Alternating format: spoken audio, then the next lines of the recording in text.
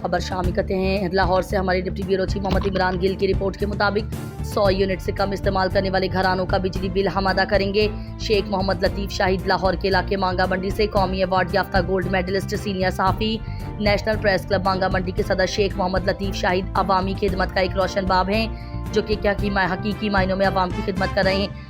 उन्होंने मुकामी सहाफ़ियों से गुफ्तगू करते हुए कहा कि 100 यूनिट से कम इस्तेमाल करने वाले खानदानों का बिजली का बिल हम अदा करेंगे। पहले मरहले में 5 खानदानों के बिजली के बिल का जिम्मा लिया गया है, उसके लिए बरादरी की कोई शर्त नहीं होगी।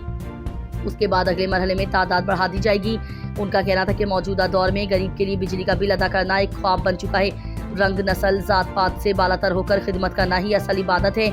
आप अपने गिरदोनवा में नज़र दौड़ाएं तो हमें ऐसी शख्सियात मिल जाती हैं जिनको इंसान देखकर रश्क करता है। इंसान सिर्फ अपने काम से जाना जाता है, और आप अगर अल्लाह की मखलूक की बेलोस होकर खिदमत करेंगे तो अल्लाह ताला आपको कभी भी बेनाम नहीं होने देगा।